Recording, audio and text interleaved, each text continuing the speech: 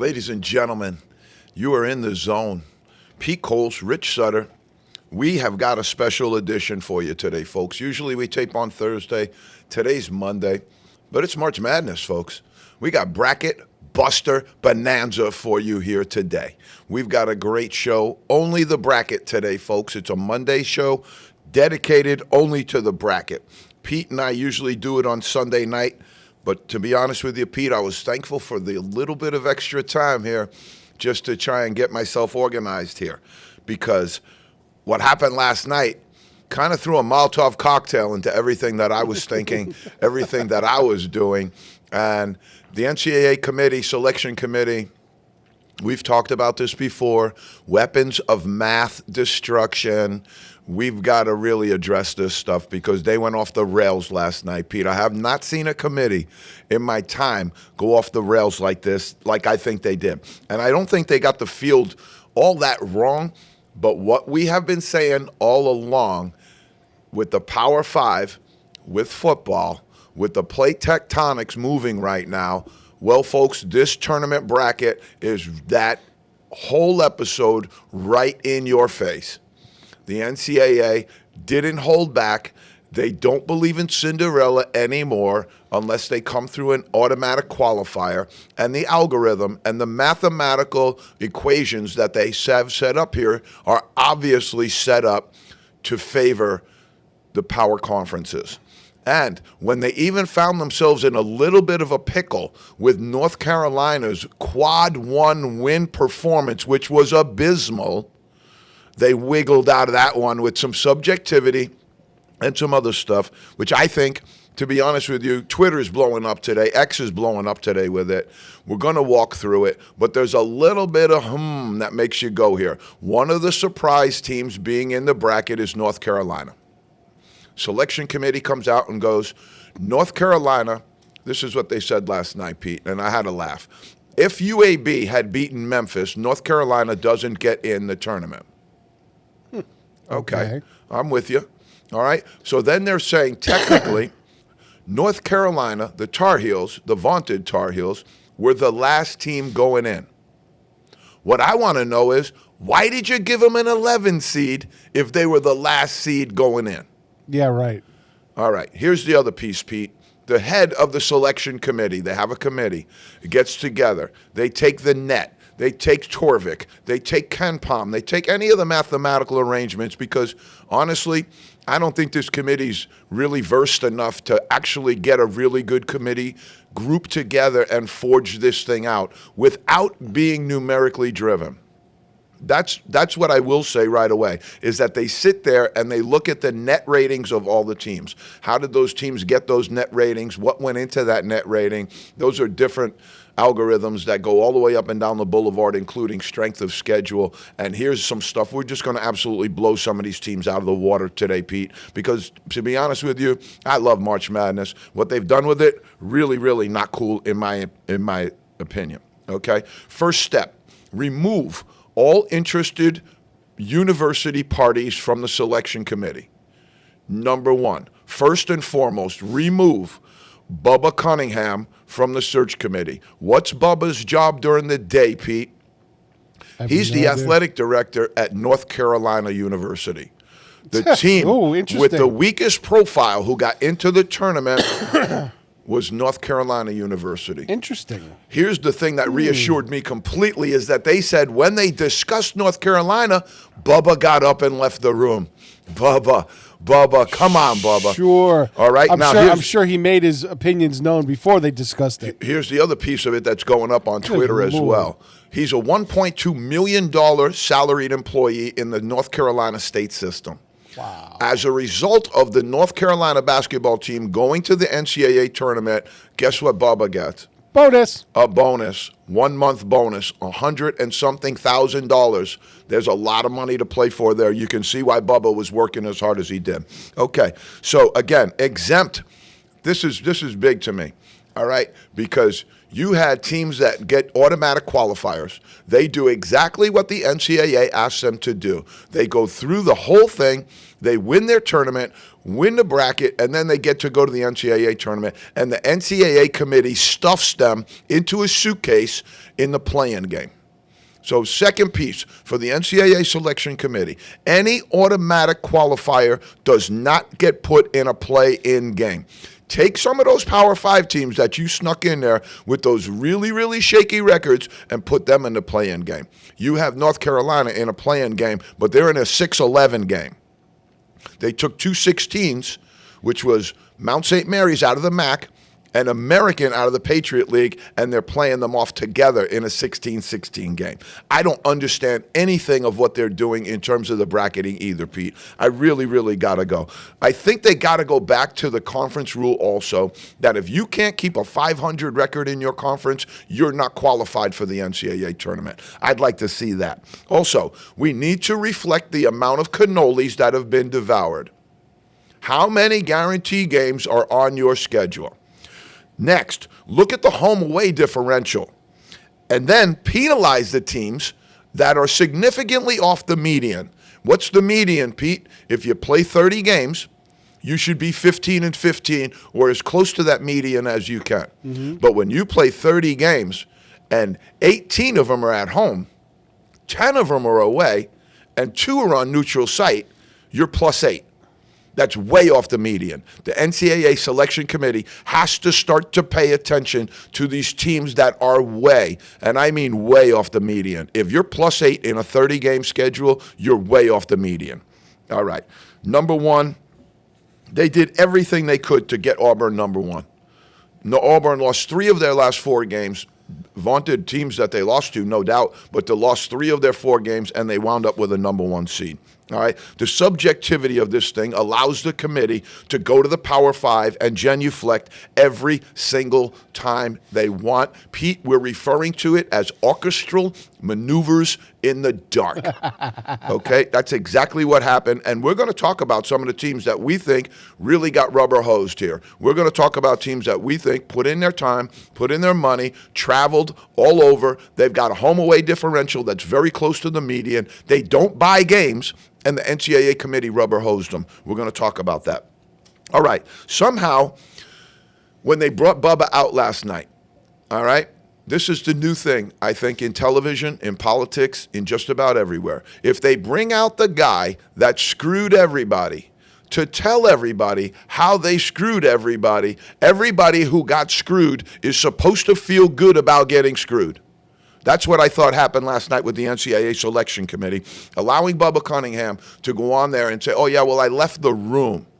They had one quad 1 win. That's what the NCAA talks about. Quad 1, quad 1, quad 1. They had 1 win. In the ACC, they did not have a top 25 matchup all year. Did you take that into account when you did this selection? I don't think you did. Okay, the only answer to this is for some of these teams that are getting absolutely rubber hosed is to turn to the lawfare, Pete. They got to start to sue. They're fraudulent, it's restraint of trade, and it's absolutely no good. I would like to see them eliminate the play-in game altogether and stand pat at 64. I know Charlie Baker's talking about having some kind of expansion here to include more Power 5 teams. Come on, Charlie. Auburn has no business at number 1 after dumping 3 or 4 games late. 14 teams for the SEC is an absolute affront to the absolute rest of the group. 14 teams. We're going to get into some of those conference records. You said you didn't think it was going to be possible. You were saying 10, and other people I had were saying them at 14. 8. Yeah. I had them at 8. I had them at 9, and that was it. But boy, oh boy, did they jump the shark on some of that. They put the algorithm in there for exactly what it is. It's a Power 5 weapon of mass destruction. All right. What would you do if you're in the zone, and now we've told you all along, this is coming, this is coming, this is coming. Football is king now, and this proves it. The SEC with 14 teams in, it just shows that the balance of power is absolutely out of control. Here's a team that doesn't get in with 26-8, Pete. What do you want them to do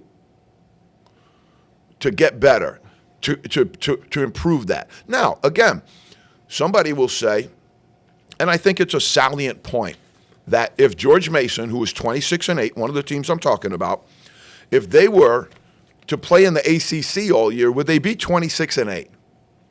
That's what I don't know.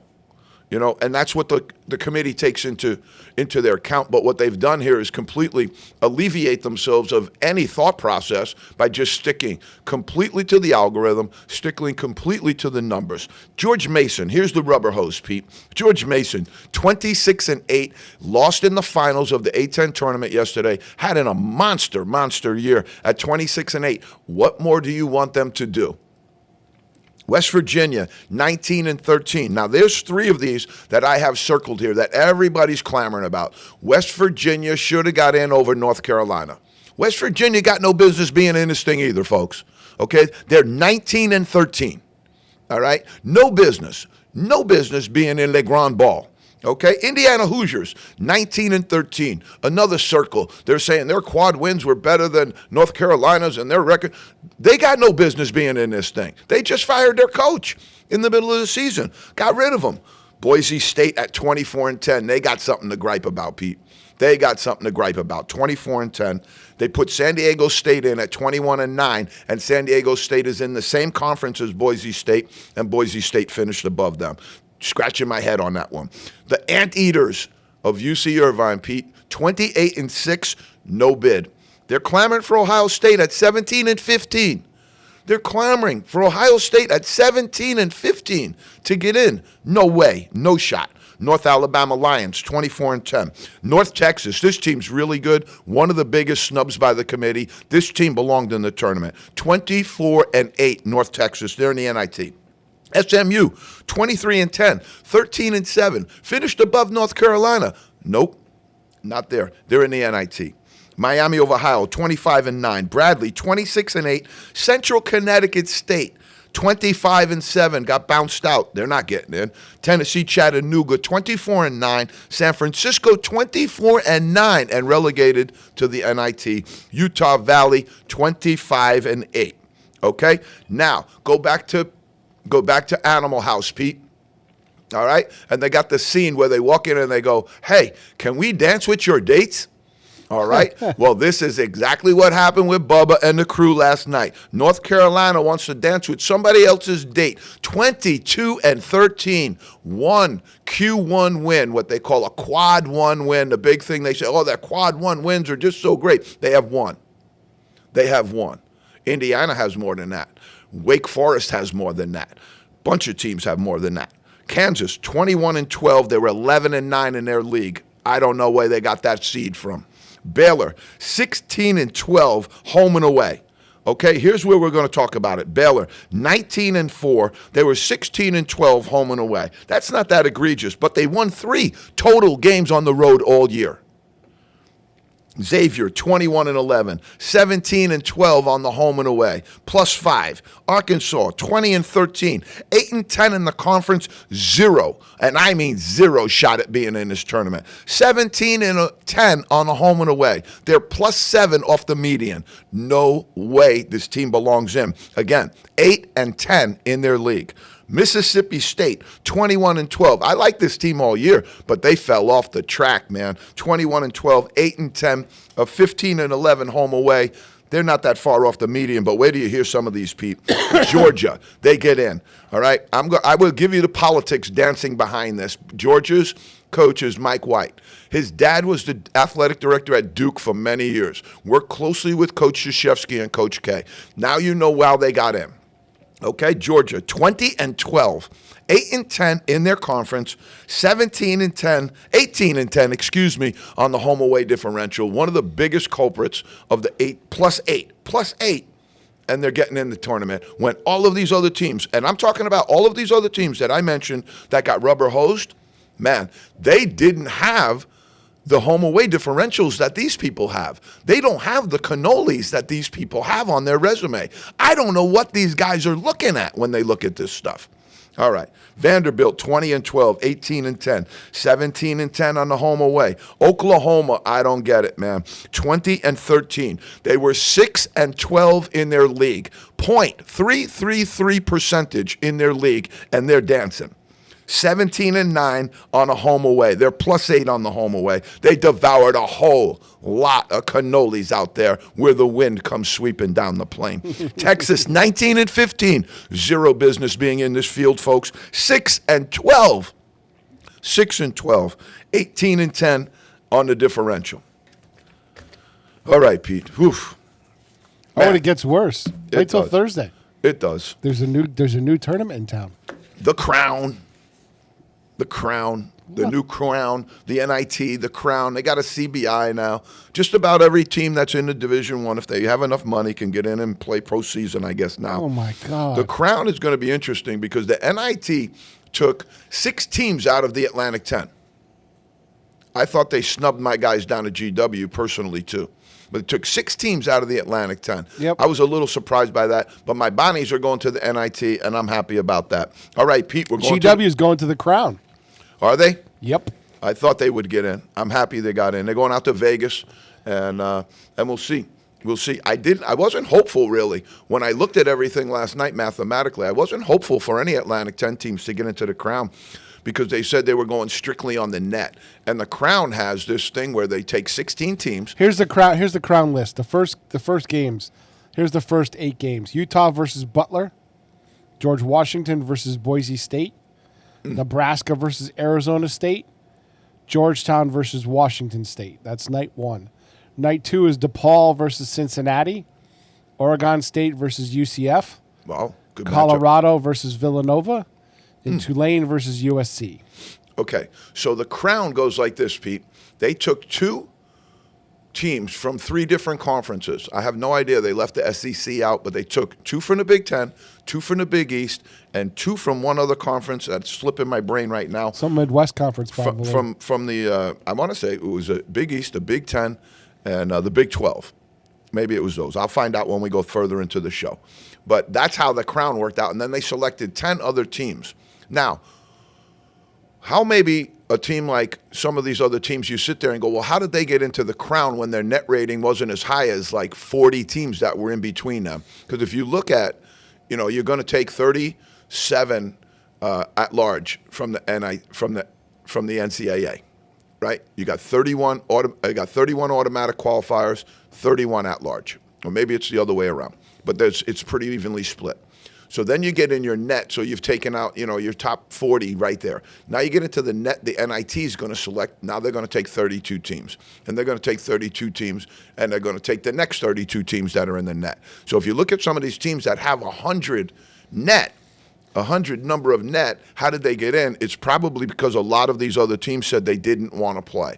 So the Crown has some NIL component to it, but it's not like, we had teams turn the NIT down in years past, and I think that happened again this year. I think Boise State did. The Crown, is, I don't understand it. I guess you get to go play for more money, so why go into the NIT where it's going to cost you money, where you can go in and play in the Crown. It's all in Vegas.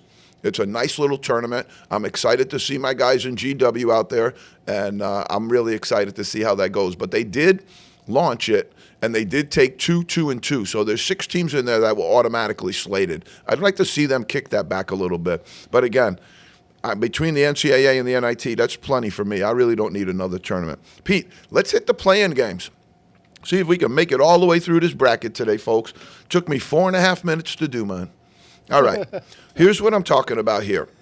These teams now all going to play, and then they get moved into the bracket somewhere else already slotted to go into the bracket, okay? So the Alabama State, St. Francis, PA, again, 16-16.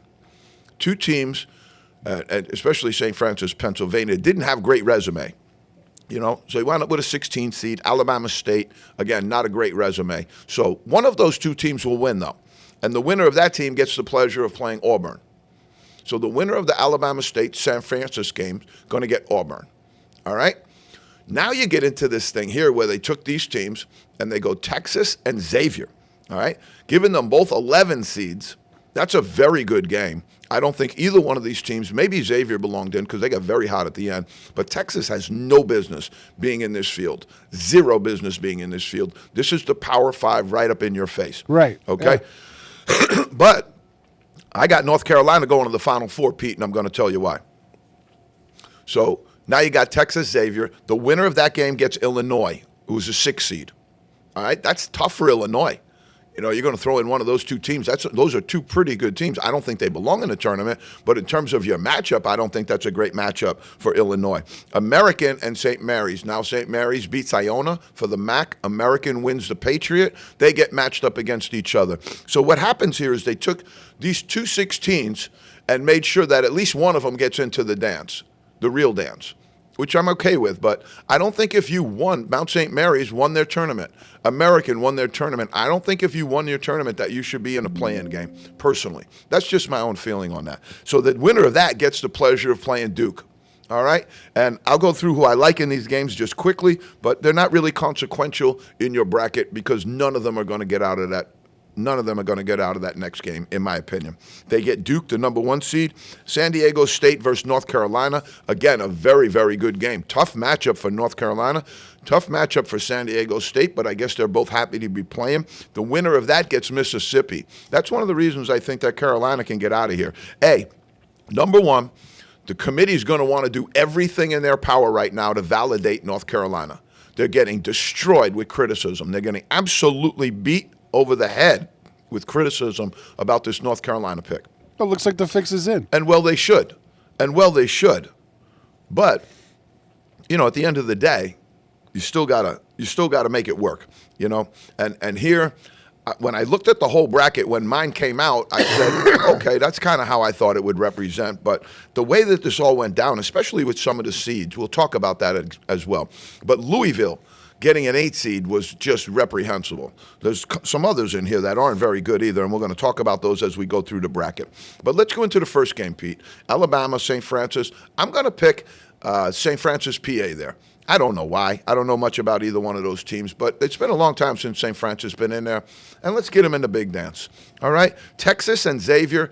I like Xavier in this game. I like Zach Fremantle, but Xavier is also if you've been following the Big East, probably one of the hotter teams right now, and the NCAA used to take that into account. So I think, you know, that Xavier team could present some problems for Texas. I think Texas has very, very much a very good, talented team. They've got a huge NIL bag out there, but they underperformed massively this year, and the winner's going to get Illinois. That's going to create another really good game. Illinois gets either Texas or Xavier, and they're a 6 seed.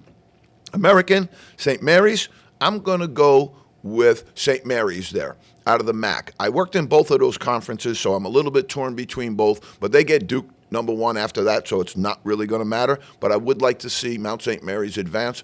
Out of the MAC, I think American has done a great job this year, but I think they're going to have their hands full. San Diego State and North Carolina, I picked North Carolina to win, and then I have them beating Mississippi as well.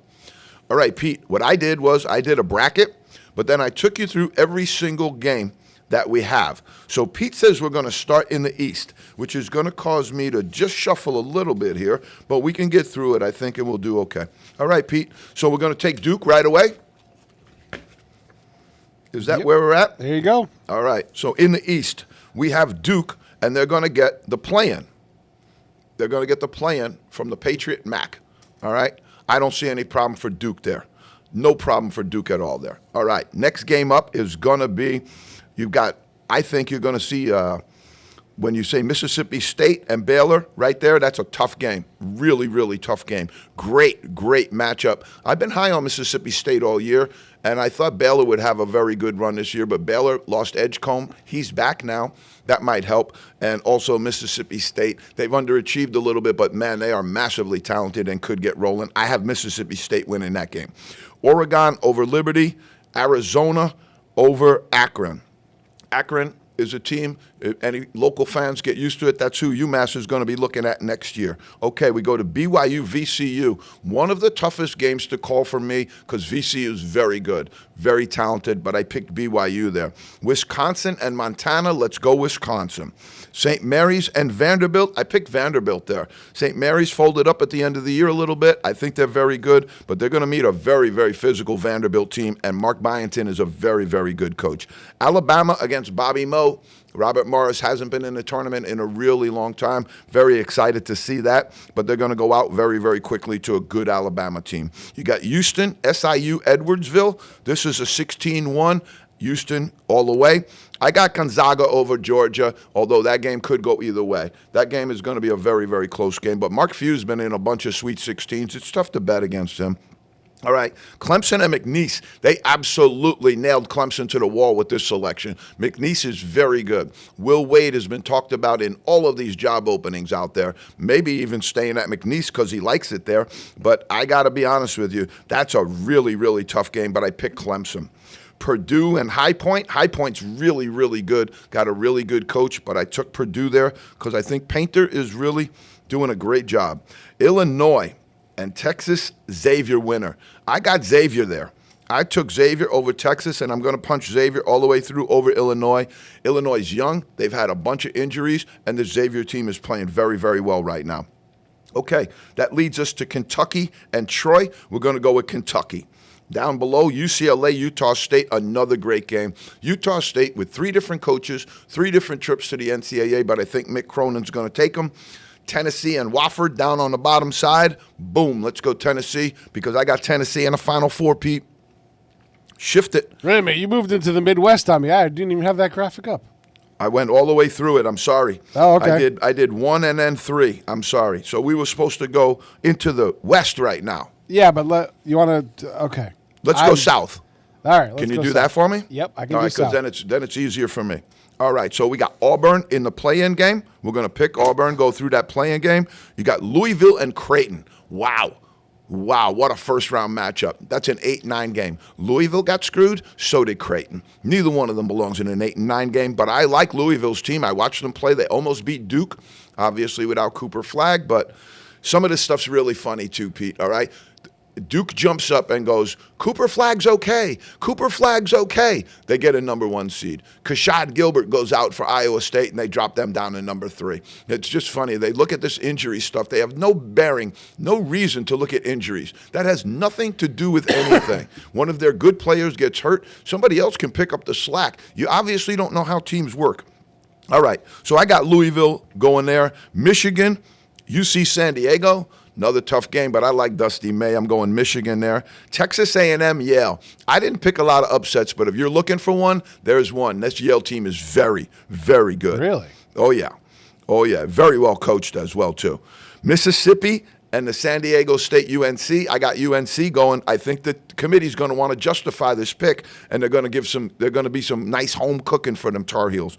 That's all I'm going to say on that. Iowa State and Lipscomb. Lipscomb's very good. The Lippies got a shot, but I think Iowa State will take them. That sets up a very nice Iowa State-UNC matchup later on. Okay, we got Marquette and New Mexico. I'm taking New Mexico here. I really think Richard Pitino's done a great job, and I love his approach with his team. It's the complete antithesis of his father.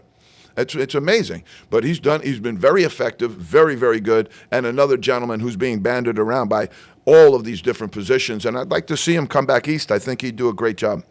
All right, so Richard Pitino going to get over that one, but Michigan State, this Bryant team's very, very good. They're 6'4", 6'5" at almost every position. They could cause some problems for Michigan State, but Michigan State's hot, folks. Michigan State's hot. Florida, we're going to go with Florida over Norfolk. Easy game for them. Connecticut, Oklahoma. Porter Moser, I don't think Oklahoma has any business being in this tournament. Connecticut get a chance here, maybe, I think, but then they have a game looming with Florida after that, and that's going to be a really difficult game. I am going to throw out this piece of advice to Coach Hurley. I will say this. I would like to see them try their big lineup. I'd like to see him throw Sampson and the other big in there, Taris Reed, at the same time and go with a really, really big front lineup. That'll help you defensively. You're going to have to move Caravan to your 6-man. He doesn't defend well enough in this tournament. I know he's meant a lot to your program, but I think he could be an effective 6-man coming off the bench. I'd like to see UConn go to that double big. All right, Memphis, Colorado State. Tough game there. I like Memphis. Maryland at Grand Canyon, another tough game. I'm going with Maryland. I like Maryland's front line.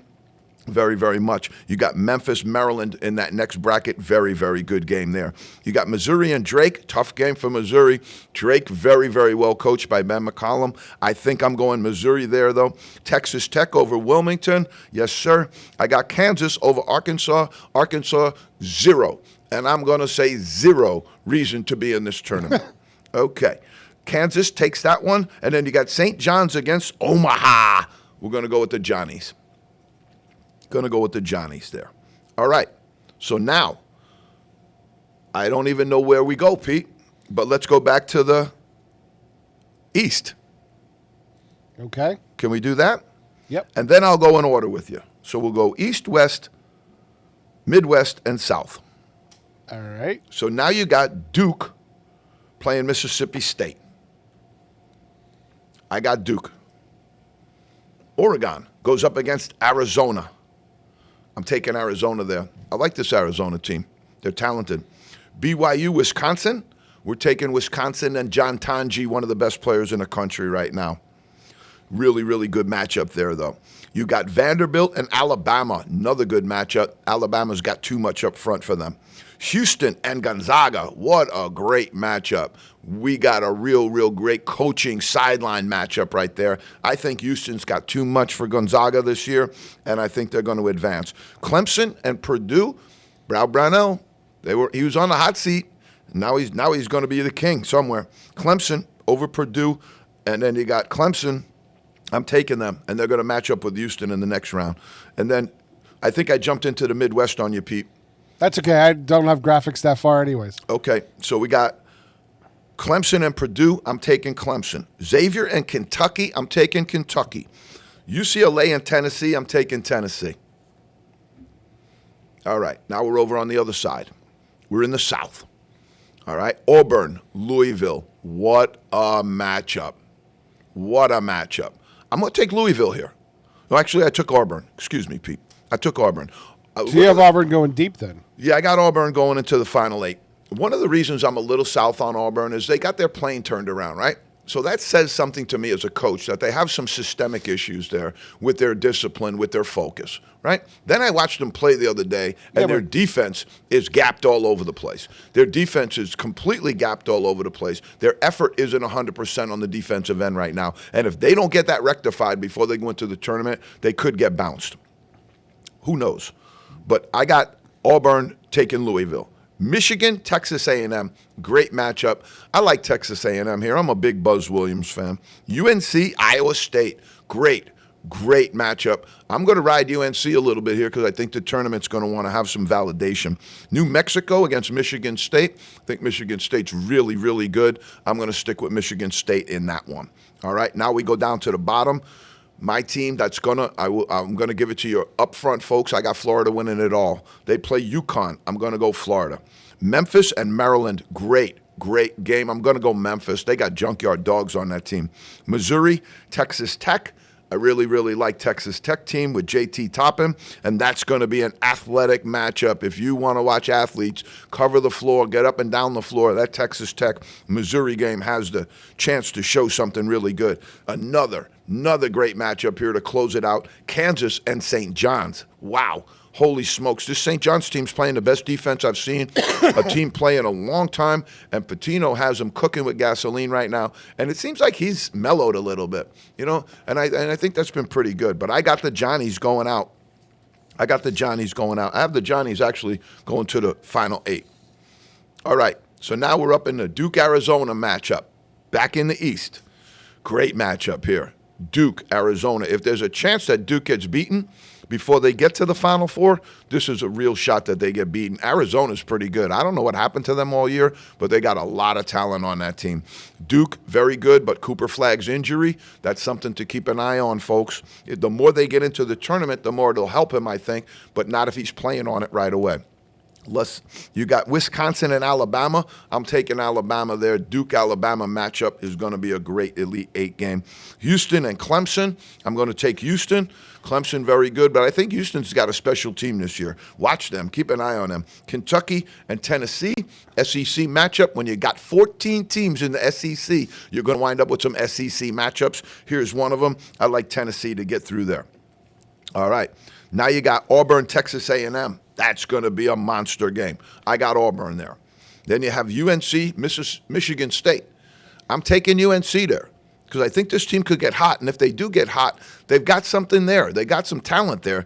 But, man, they're going to need some really good play out of R.J. Davis and some of the other players that they have. They're going to need their young freshmen to turn into sophomores, exactly what they're going to need. And they're going to need to tighten up their defense a little bit.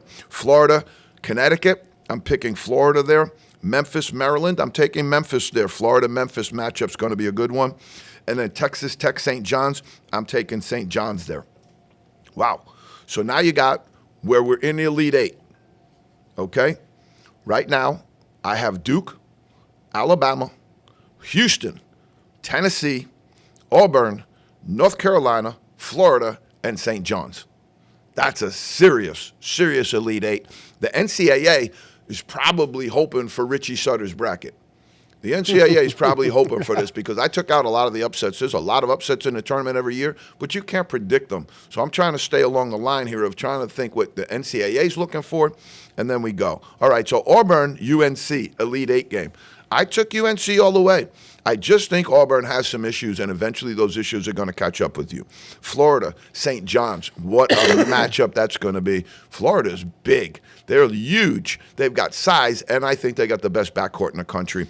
But Pitino's switching defense and aggressive nature and their physical style of play might be a problem for Florida, but I took Florida there. Duke, Alabama. Wow. We're talking about Elite Eight. Really, really good games here. Duke and Alabama.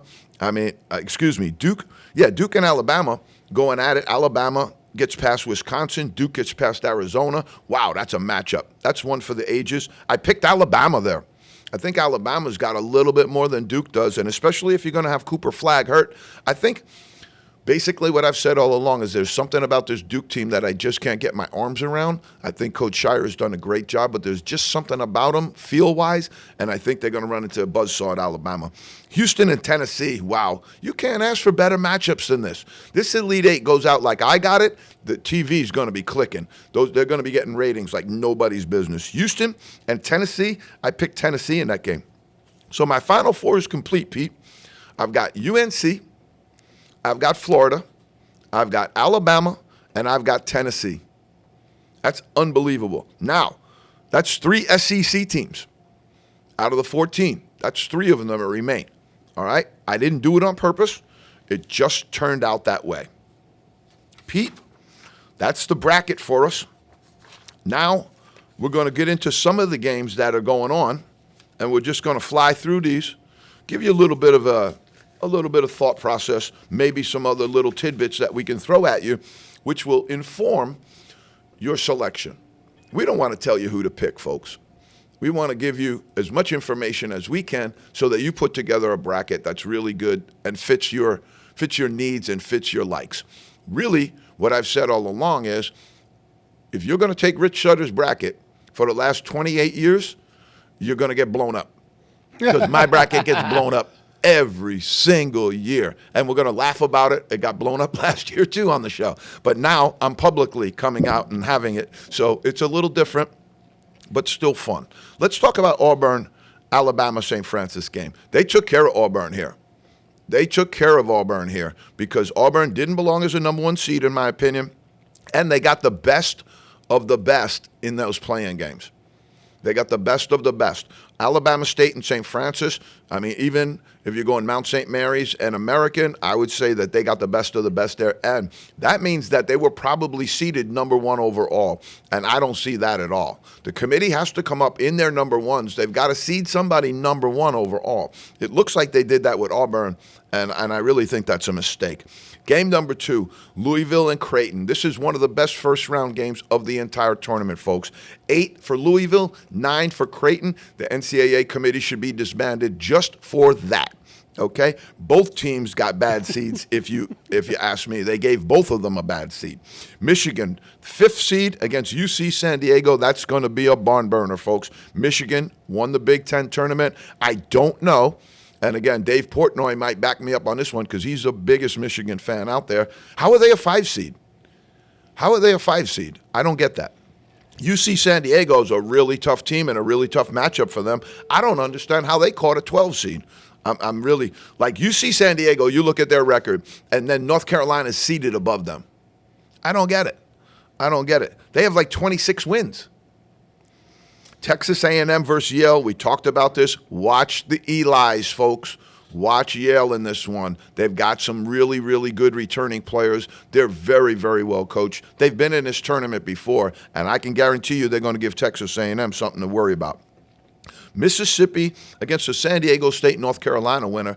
I don't think they like this guy Beard very much. I really don't. I know what happened with him down at Texas and all the other stuff, but I think some of that's carryover. I mean, they put him at a 6 seed. I get that. But then having the matchup with San Diego State and North Carolina, that's a little bit punitive if you ask me. Iowa State and Lipscomb, the Lippies are good, but I don't think they're that good. But having Kashad Gilbert out for Iowa State is significant, folks. That's a huge injury to one of the best backcourts in the country.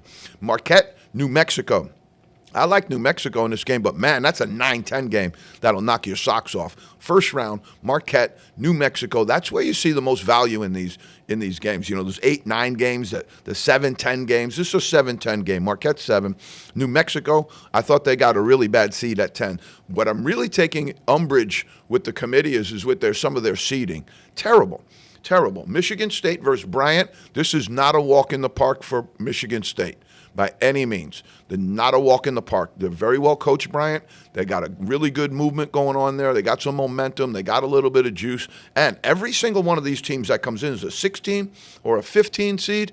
Trust me, from my own experience, they're playing with house money.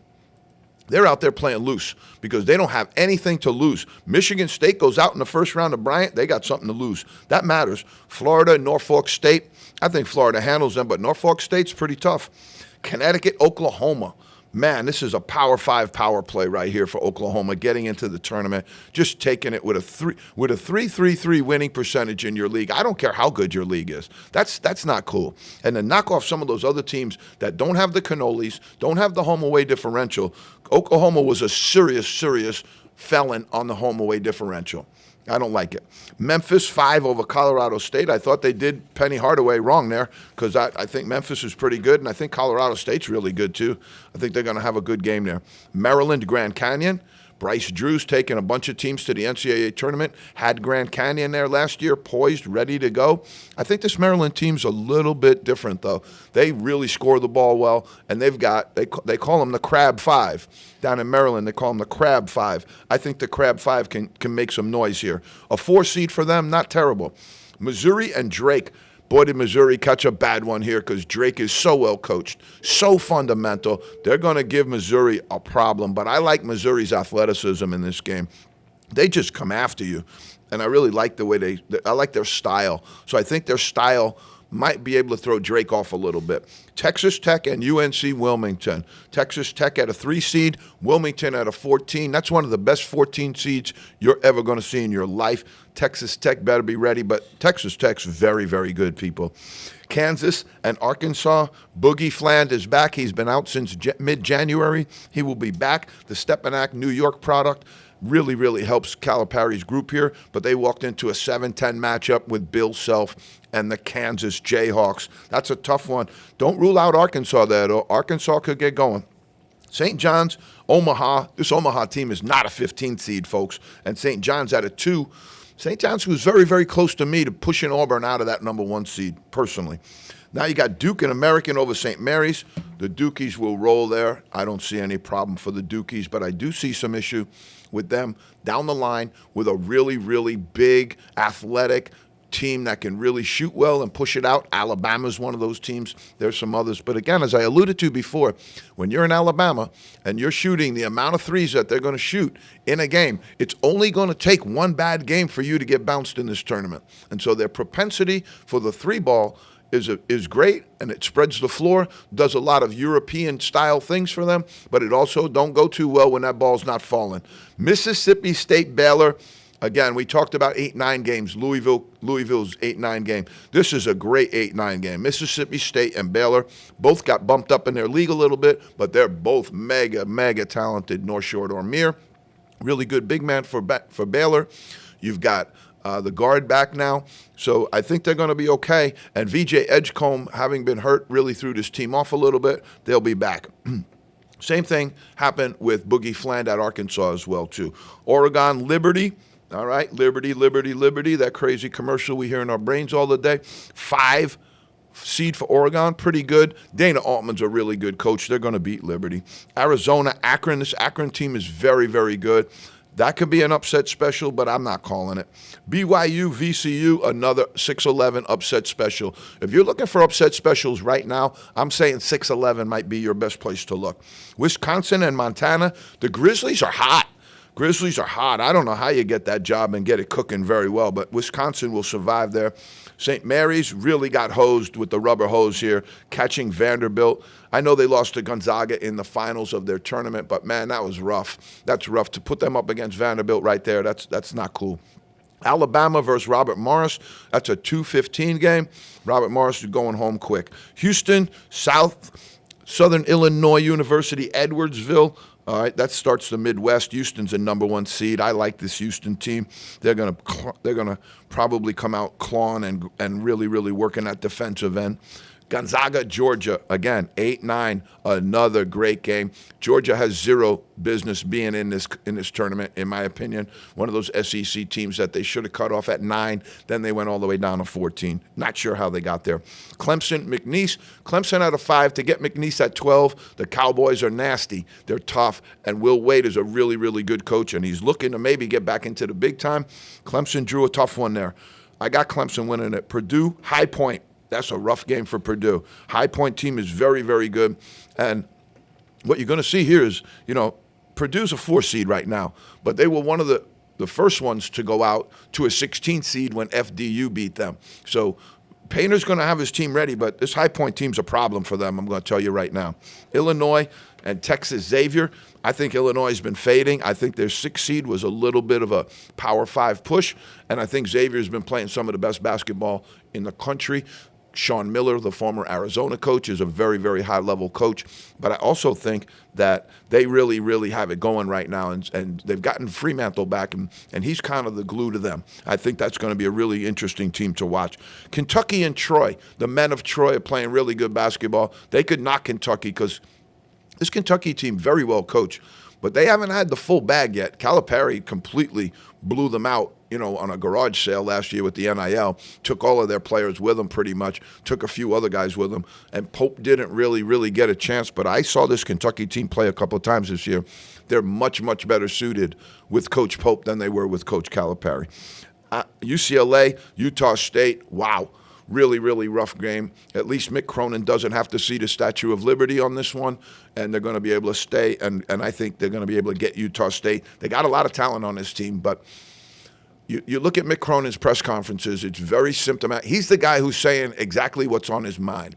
He don't have a filter. Every other coach in America is thinking the same thing that he's thinking. With the NIL, with the portal, with the teams, all of this conference shifting and moving. UCLA over to the ACC, so they're going out to play all of these teams out on the East. I didn't get it. I'm interested to see how it all falls down. Because when you have plate tectonics, usually that's the precursor to an earthquake. Mm-hmm.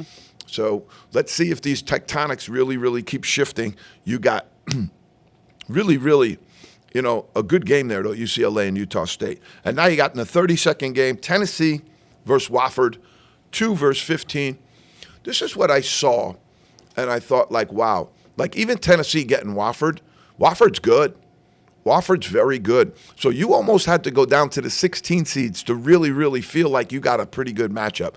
A lot of those 15 seeds are really, really good. Let's go through it seed by seed. This might help people draw some clarity to it. Your number 1 seeds were Auburn, Duke, Florida, and Houston. Is that a good representation, Pete? For the most part. Yeah, I didn't want Auburn in there, really, the way they folded up. And I thought St. John's winning the Big East, the year that they've had, I thought they were very, very, very, very good choice for a number 1. Michigan State has been hot. They got bounced out in the Big Ten. They probably could have gone on as well, too. Alabama team is very good, but they picked up some losses that are a little bit of a head-scratcher. This Tennessee team, I saw them playing the other day in their SEC tournament. And, you win the SEC tournament, that's, That's significant. You come close to winning the SEC tournament. That's significant. So that's where the number twos are at. Tennessee is very, very good. What I saw with Tennessee was a little bit of a joyful approach. They look like they're having fun. They look like they're having a good time. That's always nice to see at this time of year. Your number threes were Texas Tech, Iowa State, Wisconsin, and Kentucky. So when I look at this, I look at the evens right now coming out. The twos look just as good as the ones, and the twos look much, much better than the threes. And I think some of the fours are going to look better than the threes. Here's your fours: Maryland, Texas A&M, Arizona, and Purdue. Not sure about Purdue in the 4 spot there, but the tournament, sometimes these things have memory. You know what I'm saying? Purdue's been so good for all of those years prior that it kind of carries over into this year. They didn't really have that kind of year this year, but it carries over. Their reputation. It's reputational. The committee looks at them, and they're in a great conference. They did very well. They're very, very well coached, and they've got a ton of talent. Watch them. Watch them. The fives are Michigan, Memphis, Oregon, and Clemson. Wow, that's a good set. 6, Missouri, Mississippi. You got Illinois and BYU. That's unbelievable. BYU's pretty good. Marquette in the 7, Kansas in the 7, UCLA and St. Mary's. Wow, unbelievable. 8, Connecticut, Louisville, Mississippi State, and Gonzaga. Watch that 8 line. One of those teams could be a Final Four team. You got Oklahoma, Creighton, Baylor, and Georgia. Georgia goes up against Gonzaga. I like Gonzaga there. Baylor goes up against Mississippi State. I like Mississippi State there. Creighton against Louisville. I like Louisville. Oklahoma, Connecticut. So I see the 8s taking all of the 9s. I don't know if that'll hold up. Arkansas, New Mexico, Vanderbilt, and Utah State in the 10s. Nobody wants to see any of those teams right now. Really, Arkansas is got nothing to play for. They're just playing loose. And if they get Fland back, they could be a problem. And Kansas really has been struggling, Pete. Kansas has been down. Drake, San Diego State, Texas, and VCU.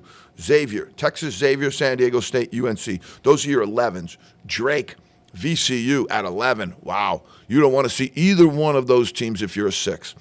San Diego, UC San Diego, their record's unbelievable. Colorado State, unbelievable record. McNeese, unbelievable record. Liberty, that's a 12. I wouldn't want to get caught up in too many of those 12s, folks. All right, Yale in the 13. Grand Canyon, that's a little bit of a nod by the NCAA selection committee to Yale, putting them in the 13 because they've been there before. And they have great athletic director, Vicky Chun, very, very well coached by Coach Jones. I just think that they got a shot, and I'd watch them closely. Grand Canyon, Akron, and High Point fill out the 13s. These 14s are dangerous. Lipscomb, Wilmington, Troy, and Montana all playing hot basketball right now in the 14s. Keep an eye there, folks. Robert Morris Bryant, Omaha, and Wofford, I don't know. 16, Alabama State, St. Francis, American, and the Mount St. Mary's group. They're all conference champions. I really, really don't know how they got put into play-in games. That I'd like to see change. Put those teams in, the Power 5 teams. I don't understand how there can be 11 versus an 11 playing game. Because only one of them survives. I understand that, but... And then that goes into the 6th slot. If you're actually playing in the tournament, right, you're playing for the final spot in the tournament. No doubt. There should all be 16s. It shouldn't be two potential 11s.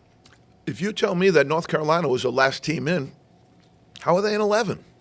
They're in a play-in game, but how are they in 11? That's what I'm saying. I would assume all the play-ins should be 16s, right? Yeah. But you can't merit it out that way. All right, Pete, let's talk about the SEC and their 14 bids. All right? The first thing that popped into my head when I never miss Selection Sunday. It's my favorite show of the year. It's my favorite show of all time. Selection Sunday. I'm ready for it. 6 p.m. Here we go. Boom. Then when they pulled off the 14 bids for the SEC, 3 of them with significantly poor records in their league. Oklahoma, .333. No way. Arkansas, no way. I just didn't see it. But what the first thing that popped into my head, Pete, was when I saw all of that mayhem going on, it was, we told you this was coming. We told you this is the direction it was going to go. But I couldn't help but think for a second that when the SEC got 14 bids And old Bubba came out there to defend North Carolina getting in with 1-1, quad 1 victory. The first thing that popped into my head was John Gotti and Whitey Bulger are playing cards somewhere in either hell or heaven, whatever you believe in, and they're looking down at the SEC and going, boy, those guys are good. Boy, those guys are gangsters. 14 out of 16 teams, I think they're sitting there going, these guys are good. Again, let's just look at some of the made men of this tournament. Georgia, +8. 18 and 20, okay, were home. 18 of their 20 wins were at home. They won 2. Folks, two games on the road all year long. No business being in the Grum Bowl. Vandy, 17 out of their wins came at home out of the 20. Three games came at away games, +7 on the median. Arkansas, 17 out of 20. Are you picking up a vibe here, Pete? 17 out of 20 home games, victories, 3 away games. They're in the tournament. Unbelievable, reprehensible. How many cannolis did they devour? They're +8, +7 off the median in home games on a 30-game schedule. That's almost 25%. Unbelievable. Oklahoma, 17 out of 20 were at home. Three. Again, there's a little trend here. 2 away, 3 away, 2 away. Here's the one you're going to love, Pete. Texas, +8 off the median. Devoured a big bunch of cannolis also. 18 out of their 19 wins were at home. They got 1, and I say 1 win that came outside the box. Unbelievable. Folks, we got a big show coming up Thursday. We're going to stay on Thursday. We're going to be able to bring some of this to you to light. But we're also at Thursday going to have 2 surprises for you. Surprise number 1 is we're going to bring you the NIT bracket. And maybe we'll do the Crown too, Pete. We'll give a Crown shot. Why not? Crown Royal, whatever they're calling it out there. Let's get a couple of shots of whiskey out there and let's pile it down. We'll be rooting for the GW Revolutionaries for sure. But again, we'll have our NIT bracket out on Thursday. We'll be ready to go through it with you. They may have already had some games. I know Bonaventure is opening up against Kent State on Tuesday, so we'll get back to you with some of that. But we'll get you that bracket as well, and we'll do the Crown as well. But, Pete, the real big surprise for next week is we are going to bring into the studio, and again, my folder's green today, so I don't know if anybody can see this. Pete says, don't ever bring in green. I see it a little bit. We're a green room. But it looks like a ghost folder there. I like that. It looked really cool there. But we're going to also, on Thursday, we're going to bring in Westfield State Owls from the NCAA tournament, #1 in the MASCAC. We're going to bring them in, have some of the guys sit with us, talk about their experience, talk about the season, talk about the insanity level of their head coach. We're going to have a great conversation. Everybody, tune in, be there, be square, because we're in the zone, folks. We're in the zone. See you next week.